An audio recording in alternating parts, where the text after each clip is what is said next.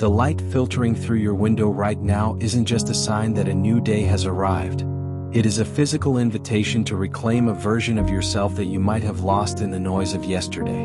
You woke up today carrying the weight of every unfinished task, every heavy word spoken in haste, and that persistent, dull ache in the center of your chest that whispers you are falling behind. But you are here. You chose to listen to this because something inside you is tired of surviving on autopilot. You are looking for a way to bridge the gap between the person who drags themselves out of bed and the person who moves through the world with a sense of deliberate, unwavering grace. This is not a list of chores or a rigid schedule designed to make you feel guilty. This is a lifeline. We are going to walk through 5 movements of the morning that act as a sanctuary for your body and a clearing for your mind. If you have been searching for a sign that your life can feel different, let this be it. Before we move deeper into the marrow of these habits, I want to ask you to do something for yourself. If you find even a single spark of hope in these words, or if you feel a shift in the way you are breathing right now, take a moment to like this video and share it with someone who feels just as exhausted as you do. Subscribe to this space so we can continue to build this sanctuary together. Your engagement isn't just a metric. It's a signal to yourself that you are committed to this transformation. It's a way of saying, I am ready to get the best out of my days. Think about the very first thing your hand touched this morning. Was it the cold glass of a screen? Was it the frantic search for a notification that makes you feel relevant? We have become addicted to the emergency of other people's lives before we have even acknowledged the pulse in our own wrists. The first routine is a radical act of defiance, the preservation of the first 10 minutes. When you open your eyes, your brain is in a delicate state of transition. You are moving from the fluidity of dreams into the rigid structures of reality. If you immediately flood that transition with news, emails, or the curated successes of strangers, you are poisoning the well before you've even had a drink. Why do we do this to ourselves? Why do we give the most sacred part of our day to people who don't even know our names? The urgency of your health starts in the silence. Instead of reaching outward, reach inward. Feel the texture of your sheets. Notice the temperature of the air on your skin. This is the only moment of the day that hasn't been negotiated away yet. If you can protect these 10 minutes, you can protect your soul. You might feel a sense of panic at the thought of being unplugged, but ask yourself, what are you actually afraid of missing? Is a headline more important than the rhythm of your own heart? The second routine involves the alchemy of water. Your body has spent the last 7 or 8 hours in a state of slow dehydration. Your brain is literally shrinking away from your skull, your blood is thicker, and your organs are waiting for a signal that the drought is over. Most people reach for caffeine as a way to whip a tired horse into running. But you don't need a whip, you need nourishment. Drinking 16 ounces of water before you do anything else is a physical apology to your cells. It is a way of saying, I see you and I am providing for you. As you drink, don't just gulp it down to check a box. Feel the coolness traveling down your throat. Notice how it wakes up your digestive system. This isn't just hydration, it's a reset.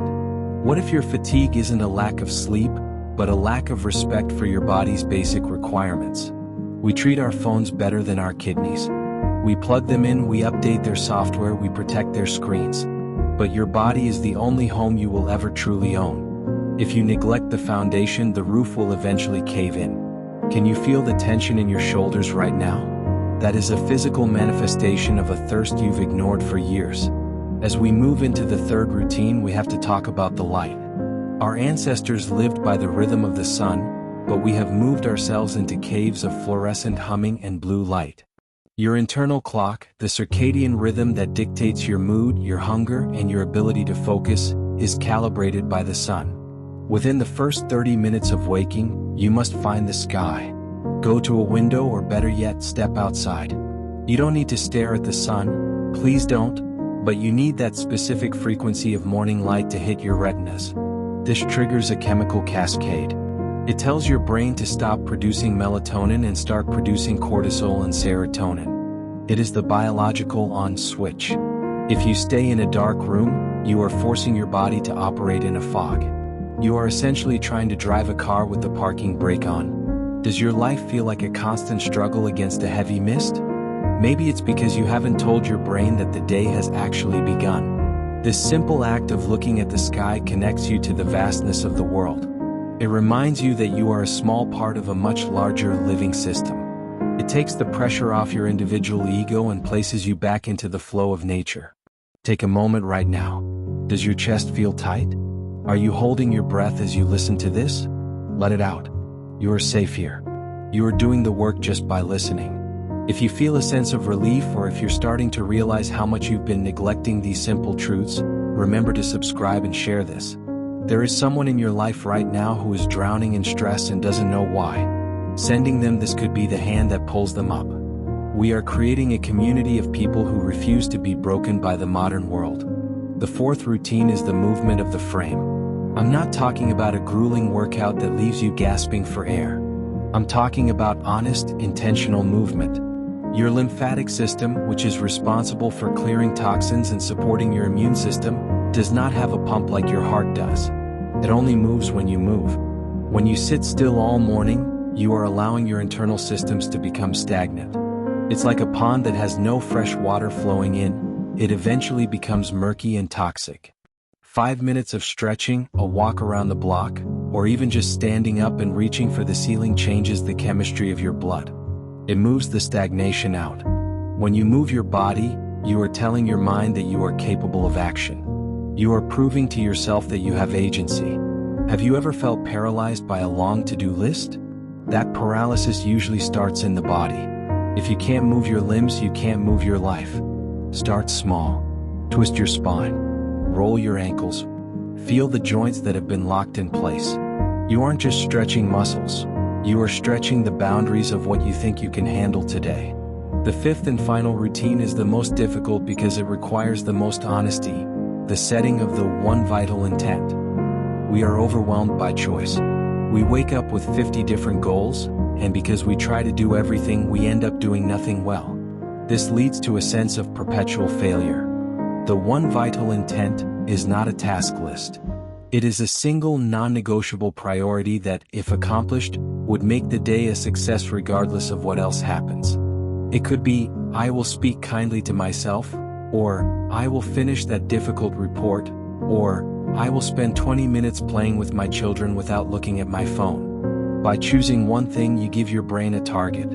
You eliminate the static. Desperation often comes from a feeling of chaos, but focus is the antidote to chaos.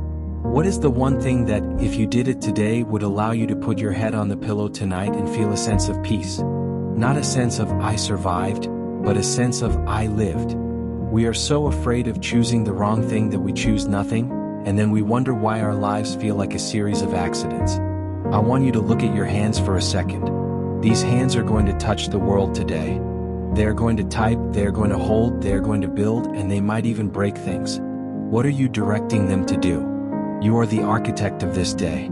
Even if your job is hard, even if your bank account is low, even if your heart is breaking, you still have the power to decide how you will show up in the first hour of your life. There is a profound urgency in this. We act as if we have an infinite number of mornings, but we don't. We have a very specific, dwindling number of opportunities to be healthy and clear-minded. Why would you waste another one? You have been waiting for someone to give you permission to take care of yourself. You have been waiting for the right time, when things are less busy. But the busyness is a lie. It's a shield we use to avoid looking at the parts of ourselves that need healing. If you've stayed with me this far, it's because you know that what I'm saying is true. You can feel it in your gut. You are tired of the frantic, hollow way you've been living. You want substance. You want to feel the ground beneath your feet. These 5 routines, protecting your first 10 minutes, hydrating with intention, seeking the light, moving your frame, and setting your one vital intent, are the bricks you use to build a fortress around your well-being. As you go out into the world today, carry this sense of groundedness with you. You don't have to be perfect. You just have to be present. If you fail at one of these tomorrow, don't throw the whole day away. Just come back to the next one. You are a work in progress, and that is a beautiful thing to be.